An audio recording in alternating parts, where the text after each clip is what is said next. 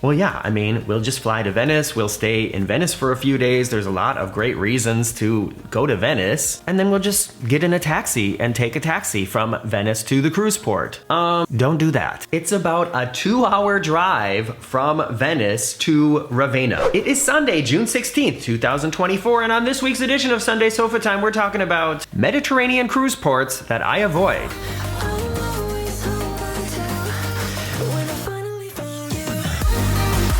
Happy Father's Day to all the fathers in the USA, including my dad, hi, and to everybody else, happy normal Sunday. Did you get a chance to watch this past week's vlog on the Very Unofficial Travel Guides? We finally boarded the Royal Caribbean Brilliance of the Seas in Honolulu and began our cruise. It started off a little bit different than expected, but altogether this cruise was spectacular, and in the end of the video, I show you a little sort of preview of the things that are coming up. I know I've been talking about them and teasing them for the past few weeks here on the channel, but it is finally beginning. The first video from on board the Brilliance of the Seas is now online, so make sure you go check that out. And as summer is arriving in many parts of Europe today, it is 51 degrees here in Hamburg, but summer is arriving, and that means Mediterranean cruise season is also beginning, and I think a lot of you may have a Mediterranean cruise planned or are planning one in the future. If you're new here to the Very Unofficial Travel Guides, I have now done over 30 cruises, and I'm gonna say about half of them have been Mediterranean cruises. And there is one Mediterranean cruise port that I will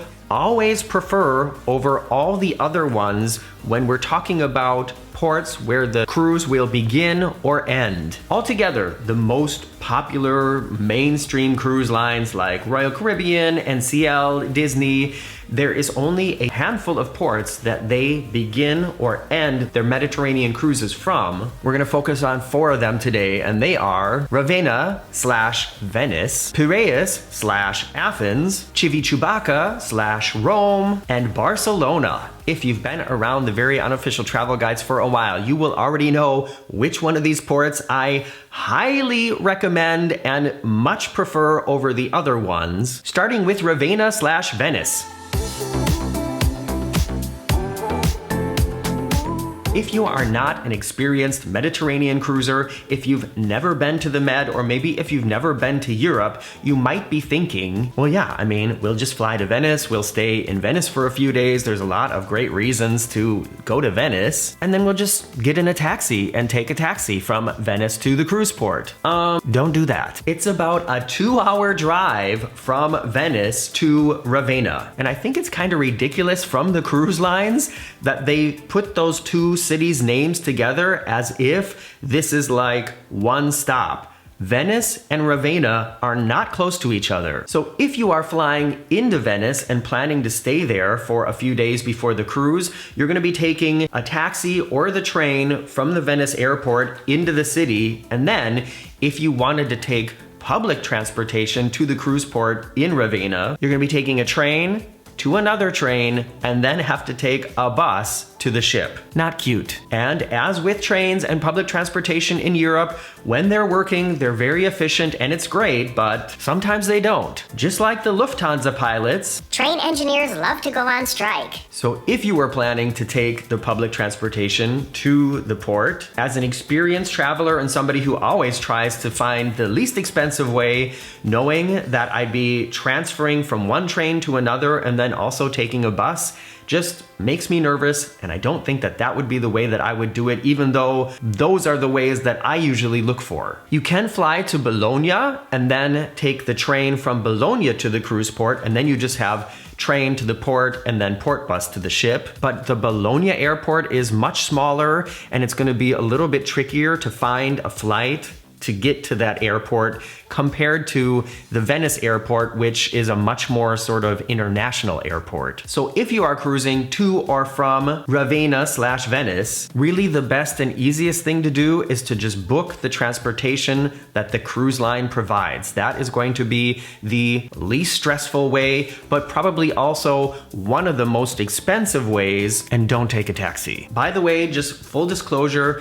from the 4 cities and ports on this list, I have been to Venice and I have been to Ravenna, but I've never actually cruised from there. So with this port and with all the ports here If you have a better suggestion, please let me know in the comments below, and then everybody else will be able to profit from your experience as well. The next city has a port that I have cruised from, and that is Piraeus/Athens. There are, of course, also many fascinating reasons to go to Athens, to have a cruise that begins there or ends there and stay a couple days to see the sights. The restaurant and bar culture in Athens is also fantastic, so if you're a foodie, highly recommended. And there is actually a way to take the public transportation, the trains, from the airport to the port, or there's also buses that run from the airport directly to the port. It's gonna take you about 90 minutes to 2 hours depending on which route you pick, but it is possible. You can also easily take the train or the buses from the airport into the city for your pre-cruise stay, and then take the train from the city down to the port. But the train only goes to the actual port entrance, and where the cruise ships dock is the furthest docks away from there. It is technically possible to walk. It's about a 35-40 minute walk from there. However, I would not recommend the walk, and this is why. Most of the Mediterranean cruises are between end of May to end of September, and any time in June, July, or August, the Mediterranean can be hotter than the surface of the sun. So even if you think, yeah, we're just gonna have a small bag, we don't mind walking, we wanna see the sights, a half an hour walk in the Mediterranean sun with no shade, and especially if you've been traveling for a while, not cute, not recommended. So if you are gonna take the public transportation, the bus or train to get to the port, you're still gonna have to get from that station to the ship. There are city buses that get you closer, but you're still gonna have a little bit of a walk, and the best way then is just once you get to the final stop there in the port is to hop in a taxi. So while Piraeus/Athens is much less complicated and much closer to the city or the airport than Ravenna/Venice is, still not the easiest and not the port that I prefer to start or end my Mediterranean cruises in. And before we move on to the next two, one being the most popular and the final one being my favorite, I'm going to attempt to put a little commercial break right here. Did you get one? What was it about? Write it in the comments below. Sometimes YouTube lets me really be specific about where a commercial will come. Sometimes they don't. Did it work this time? Also, please don't forget to subscribe and give this video a thumbs up. One of the most popular Mediterranean cruise ports is Civitavecchia. It's actually called Civitavecchia, which is the cruise port from Rome. And this is another one where it's kind of ridiculous that they say Civitavecchia is Rome, because it is not close. It's about an hour-and-a-half drive or train ride from the city. So if you are arriving or leaving from the Rome airport, it's easy to take the train or a shuttle bus to the city or to the airport, and then you can take a train from the city to Civitavecchia. I made a whole really detailed video about how that works, so check out the link in the description below. Actually, fun fact, that has become one of the most popular videos that I've uploaded in the past few years. So I'm really happy I did that, and I'm really happy that I've been able to help so many people plan their day around their cruise from Rome to Chivi Charred Beef Tips. Rome is another city where you definitely should not plan to just take a normal taxi from the city to the port. There are other transportation services that you can book,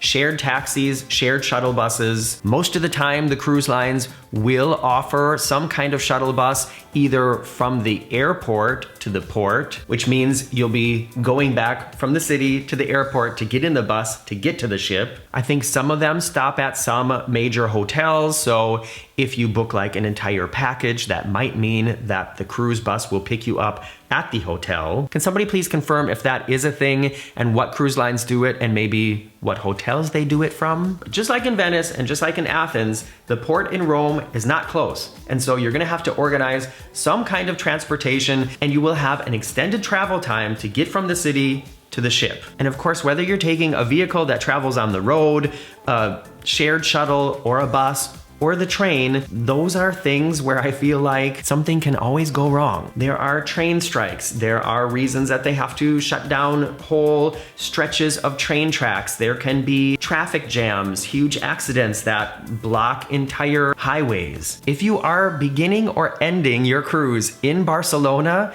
almost none of this can be a problem. You'll notice in the video that I said Venice/Ravenna, and that's because Ravenna is not in Venice. I also said Athens/Piraeus because Piraeus is not really Athens, although it is much closer than the other two. We all know Chivi chocolate covered cherry is not close to Rome, but the cruise port in Barcelona is in Barcelona. This is another topic that I have already made a very detailed video about. I love the city of Barcelona and I love cruising from Barcelona because once you are actually in the city, technically you can even just walk all the way to the ship. And I have walked from the ship into the city while I was on a cruise that just stopped there. So without a suitcase, it's definitely doable. With a suitcase, it is possible, but definitely not recommended. But Barcelona is one of these cities where the airport is really close to downtown and it's super easy to take a shuttle bus or train directly into the city. In my video, I showed you the area where I usually pick for a hotel. And if you're staying in this area of the city, it's a really quick walk to the cruise port shuttle bus, which doesn't only go to the port, it goes directly to the terminal buildings. And if you don't want to do that, of all these popular cruise embarkation or disembarkation ports in the Mediterranean, taking a taxi to or from the ship to your hotel in the city or even to the airport, this is the least expensive of all of them. And honestly, Barcelona is just an awesome city. So if you have a Mediterranean cruise coming up from Venice, Athens, or Rome, I encourage you to make sure that you have thoroughly planned your transportation and you know exactly how it's gonna work, and also have left yourself a little bit of extra time in case something goes wrong. And if you have yet to book your Mediterranean cruise, maybe you're looking for the end of the summer or maybe sometime next year, I highly encourage you to book a cruise that leaves from Barcelona because that is where you're gonna have the easiest way to get from the airport to the city and from the city to the ship, or the other way around. If this video helped you or kept you entertained for the last 20 minutes, please subscribe if you haven't done it yet. And if you want another easy way to support what I do here on YouTube, check out my book,